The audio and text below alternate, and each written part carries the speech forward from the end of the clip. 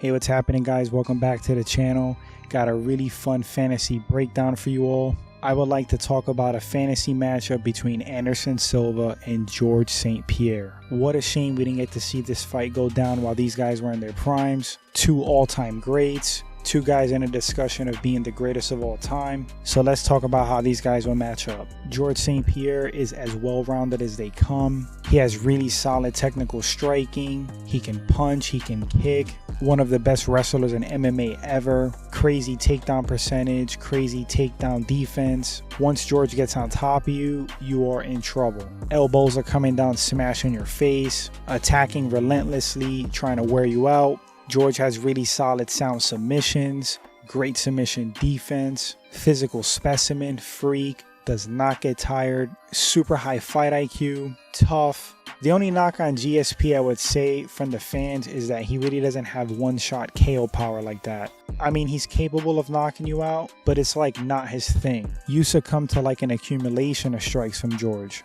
Anderson Silva, however, can knock you out with a variety of things on the feet, from kicks to punches, elbows. I think that more comes from Anderson's precision. Silva in his prime, absolute phenom on the feet, super technical, precise, great timing, amazing reflexes. Anderson had solid submission defense. He had submission offense, but I didn't think it was anything extraordinary. His game was more defense. Anderson's takedown defense was so-so to me. What really made him a pain to take down was his footwork and speed. I would say Anderson had pretty damn good conditioning. You don't really see him getting tired in fights. Fairly high fight IQ. Super tough fighter. Loves to fight. So how would the fight go down between him and George St-Pierre if they fought in their primes at a catch weight? I think what weight they fought at would make a difference, but I don't want to open up that can of worms. So let's just say middleweight. Well, I'm going to flat out say that I think that George St-Pierre most of the time would beat Anderson Silva.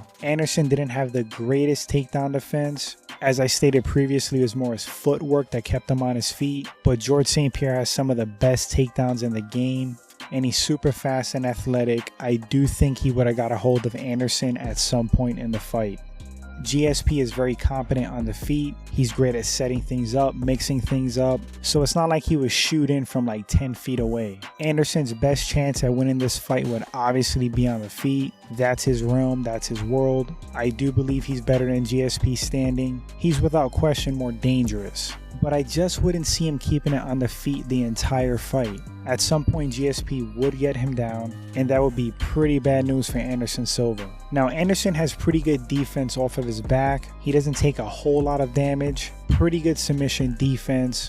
But I think GSP would have just wore him out as the fight went on. Just constant slicing elbows over and over. I could see GSP getting some kind of a submission, either a choke or an arm lock like later on in the fight, maybe in the 4th and 5th round, after Anderson is a little bit worn down. But Anderson was like so good. And the fight starts standing and each round starts standing. So he would have definitely had a chance to win this fight. It's not out of the realm of possibility that Anderson will catch GSP with some kind of big strike, turning his lights out. But I just don't see that happening easily because A, GSP was pretty skilled on his feet himself. B, he was very fast, moved well, super athletic, which means he could close the distance rapidly. And C, GSP's takedowns. I truthfully do not believe Anderson Silva can stop GSP takedowns. And once Silva hits the mat, I just see him being controlled. So GSP via unanimous decision or stoppage in the later rounds 8 times out of 10. But that's going to wrap up the breakdown, guys. Fun fantasy matchup. Shame again we didn't get to really see this fight go down. Let me know who you think would have won in this fight in the comment section and why. Thanks for watching, and remember, if you guys enjoy the content, please subscribe, share the videos. Truly appreciate it, and I'll catch you guys on the next one.